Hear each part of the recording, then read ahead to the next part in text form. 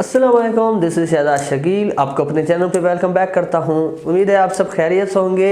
आपको पता है चैनल जो है एजुकेशनल चैनल है। आज आपके लिए एक ज़बरदस्त टॉपिक लेकर आया हूँ मैं, जो कि हर उस स्टूडेंट के लिए बेहतरीन है जो अभी फ्रेश आए हैं यूनिवर्सिटी में, या वो 1-2 साल गुजारने के बाद भी उनको अभी तक ये मालूम नहीं होता उनकी ग्रेडिंग सिस्टम क्या है। यूनिवर्सिटी में जो ग्रेडिंग की जाती है, सीजीपीए है, जीपीए है, वो किस तरह से बनाई जाती है, उसका सिस्टम किस तरह से है। क्योंकि बहुत सारे बच्चे जो हैं, तकरीबन सभी जो हैं आपके पास मैट्रिक में या इंटर लेवल में जो है एनुअल एग्ज़ाम देकर आते हैं, और उनकी ग्रेडिंग सिस्टम जो होती है, मार्किंग होती है, हर एक को मालूम होता है कि टोटल मार्क्स में से जितने मार्क्स आएंगे उनकी परसेंटेज निकाल के आपको मालूम हो जाता है कि आपके कितने परसेंट बने हैं।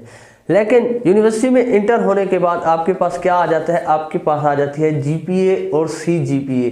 ठीक, तो मार्क्स जो है आपको बताए जाते हैं जीपीए की शक्ल में, जिसको समझना आपके लिए ज़रूरी है कि आपके यूनिवर्सिटी का ग्रेडिंग सिस्टम कौन सा है। यहाँ पर आपके पास 2 सिस्टम होते हैं, एक होता है रिलेटिव ग्रेडिंग सिस्टम, दूसरा है आपके पास एब्सोल्यूट ग्रेडिंग सिस्टम। ठीक है, तो absolute grading system, relative grading system, ये 2 तरह के होते हैं। अगर आपको मालूम है ग्रेडिंग, अगर रिलेटिव ग्रेडिंग सिस्टम है तो आप उस लिहाज से मेहनत करेंगे और उस लिहाज से अपनी जीपीए बनाएंगे। अगर आपको मालूम हो जाए कि आपके एब्सोल्यूट ग्रेडिंग सिस्टम है तो इसका फ़ायदा क्या है, इसका नुकसान क्या है, ये तमाम चीज़ें मैं आपको इस वीडियो में बताने जा रहा हूँ। अगर आप फ्रेशर हैं तो बहुत अच्छी बात है, आपको शुरू में ही मालूम हो जाएगा, जो कि बहुत से स्टूडेंट्स को नहीं मालूम होता। अगर उन तक भी आपने इस वीडियो को भेजनी है, शेयर करना है, तो आप शेयर कर सकते हैं। तो चले अब हम बताते हैं आपको कि रिलेटिव सिस्टम क्या होता है। देखिए, आपकी ग्रेडिंग सिस्टम जो होती है सीजीपीए, आपको पता है यूनिवर्सिटी में जो है पूरे एनुअल सिस्टम को एक साल को 2 सेमेस्टर में चेंज किया जाता है। यानी अगर आप 4 साल पढ़ना चाहते हैं तो उसमें आपके 8 सेमेस्टर हो जाएंगे। ठीक है, तो हर सेमेस्टर का जो रिज़ल्ट बनेगा उसको हम कहते हैं जीपीए। ठीक है, हर एक सेमेस्टर का इंडिविजुअल रिज़ल्ट बनाया जाता है, वो होता है हर सब्जेक्ट के ग्रेडिंग के लिहाज से, उसको जीपीए कहते हैं। फिर जो प्रीवियस जीपीए होगा, प्रीवियस सेमेस्टर का, पहले का नहीं, अगर दूसरे सेमेस्टर में है तो 2 सेमेस्टर का जमा करके आपको सीजीपीए बना कर दिया जाता है। तो उस बारे में हम बाद में डिटेल में बात करेंगे, जीपीए कैसे निकाली जाती है। अभी हम कर रहे हैं रिलेटिव ग्रेडिंग सिस्टम। ठीक है, रिलेटिव ग्रेडिंग सिस्टम जो है ये थोड़ा टफ भी होता है आपके पास। इसमें क्या है कि आपके पास एक तो चीज़ है कंपटीशन। ठीक है, कंपटीशन बहुत ज़्यादा होती है। कंपटीशन में क्या होगा आपके पास के रिलेटिव ग्रेडिंग सिस्टम ऐसे होता है कि अगर आपके पास एक स्टूडेंट के मार्क्स जो है सबसे ज़्यादा आ गए हैं तो उसको जो है टॉप ग्रेडिंग दी जाती है। ग्रेड जैसे कि ए होता है, बी पॉजिटिव, बी प्लस होता है आपके पास, फिर बी होता है, सी प्लस, सी, इसी तरह ग्रेड को डिवाइड किया जाता है और उस ग्रेड के हिसाब से फिर आपके मार्क्स लगाए जाते हैं। तो मार्क्स किस तरह से लगाए जाते हैं, अगर आपने पेपर दिया है 100 मार्क्स का, ठीक है, तो एक के अगर आ गए 95 मार्क्स, ठीक है, तो 95 मार्क्स और 90 से 95 मार्क्स के दरमियान जो होगा ग्रेड ए बना दिया जाएगा। ठीक है, फिर इसी तरह से आपके पास 80 to 90 मार्क्स से ग्रेड बी दिया जाएगा, या बी पॉजिटिव होगा, बी प्लस हो जाएगा। इसी तरह डिवाइड किया जाएगा, 70 से 80 के बीच में जो होंगे उनको बी दिया जाएगा। तो ये ग्रेडिंग सिस्टम इस तरह से बनाई जाती है आपके पास रिलेटिव ग्रेडिंग सिस्टम में। इसमें फिर आपके पास जीपीए डिवाइड किया जाता है। आपके पास अगर ए है तो उनको फर्ज करें 4 जीपीए दे रहे हैं, फिर इनके ऊपर डिवाइड हो जाता है बी प्लस वालों के साथ, इनको 3.7 है, 3.5 है, 3.3 पे आ जाते हैं। तो इस तरह से आपके पास कंपटीशन में बच्चे आ जाते हैं कि इसमें आपको मैक्सिमम से मैक्सिमम मार्क्स हासिल करने पड़ेंगे।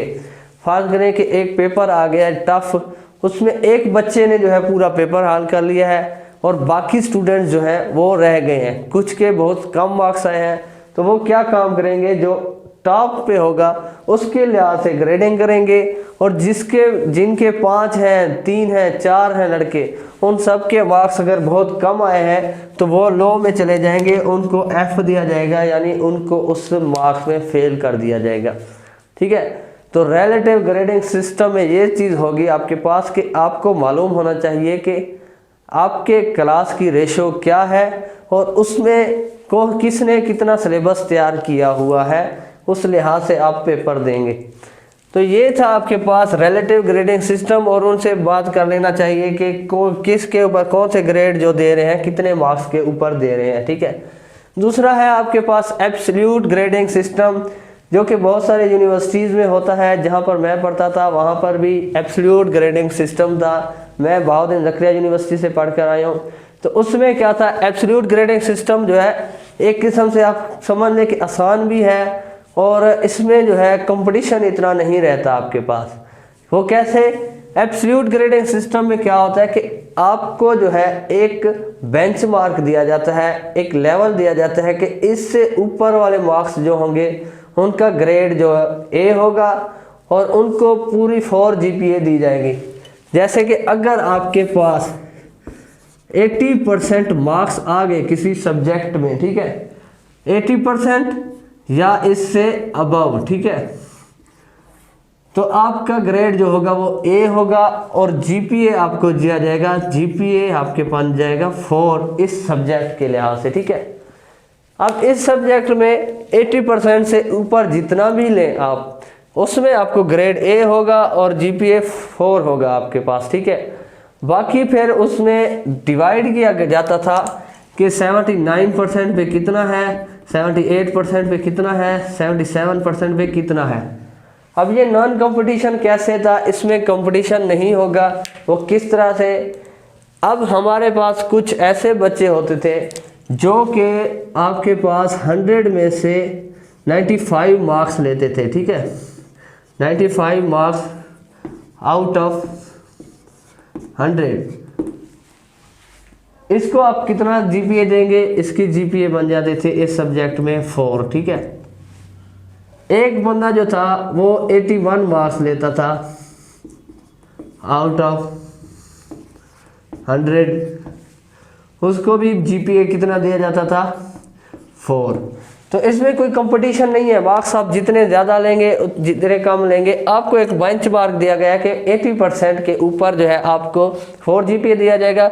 इससे नीचे जाएंगे तो आपके GPA कम होती जाएगी, 3.9, 3.8, 3.7, और एक हद लगाई जाती है कि 50% से कम बच्चे जो होंगे वो फेल होंगे, ठीक है। 50 से बिलो आपके पास क्या हो जाएगा, फेल तस्वर कर दिए जाएंगे, उस सब्जेक्ट में आपको फेल कर दिया जाएगा। तो इस तरह से आप अपने पहले भी मालूम कर लें अपने यूनिवर्सिटी में कि उनका सिस्टम जो है एब्सोल्यूट ग्रेडिंग सिस्टम है या रिलेटिव ग्रेडिंग सिस्टम है। तो इस लिहाज से फिर आपको बहुत इजीली आप जो है अपने मार्क्स की डिवाइडिंग कर सकते हैं, देख सकते हैं कि मैंने कितनी मेहनत करनी है अपने यूनिवर्सिटी लाइफ में। और एक प्रो टिप बताता हूँ आपको कि आप जो है पहले 2 सेमेस्टर में, वैसे तो पहले सेमेस्टर के लिहाज से होता है, लेकिन पहले 2 सेमेस्टर में जो अगर आप अच्छी सी GPA ले जाएं, ठीक है, GPA वगैरह अच्छी ले जाएं, तो उसके बाद जो है आप उसको मेंटेन करते रहेंगे, ठीक है। एक लेवल पे पहुंच जाएंगे, उसके बाद अगले सेमेस्टर में आप उसको मेंटेन करते रहेंगे।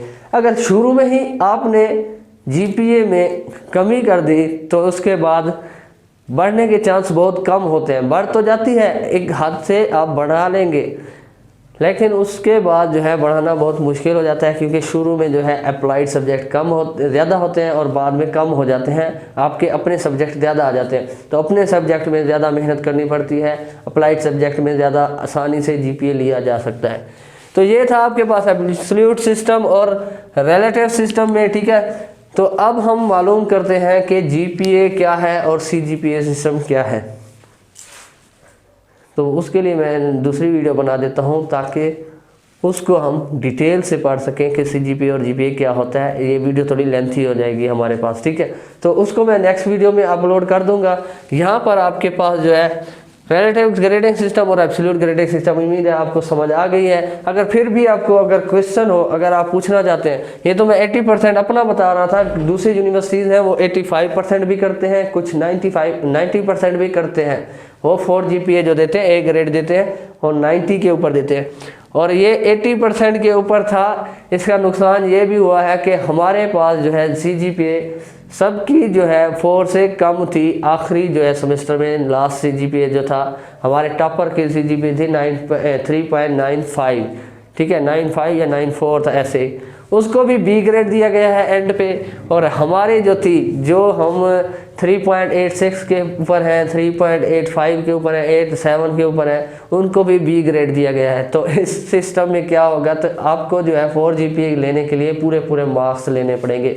अगर फाइनल में आपकी 4 GPA है CGPA तो आपको A ग्रेड मिलेगा, नहीं तो सबको जो है फिर दोबारा A से कम ही ग्रेड मिलेगा।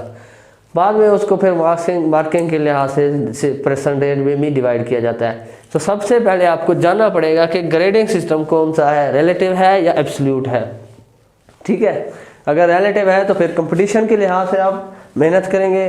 अगर एब्सोल्यूट सिस्टम है तो आप मार्किंग के लिहाज से देखेंगे कि मैंने 80% मार्क्स लेने हैं, इससे अबव लेने हैं, ताकि मेरी GPA अच्छी रह जाए स्कूल में, यूनिवर्सिटी में, ठीक है। तो उम्मीद करता हूँ आपको ये वीडियो इन्फॉर्मेटिव लगी है। और यूनिवर्सिटी रिलेटेड जो भी न्यूज़ होते हैं, जो भी ऐसी वीडियोज़ होंगी, इंशाल्लाह आपको इस चैनल के ऊपर मिलेगा। तो हमारे चैनल को सब्सक्राइब करें, अभी तक सब्सक्राइब नहीं किया तो सब्सक्राइब कर लें और बेल आइकन को क्लिक कर देना, यहाँ पर आएगा लोगो, यहाँ पर, ठीक है, इसको क्लिक कर दें, ठीक है। तो अल्लाह हाफिज़।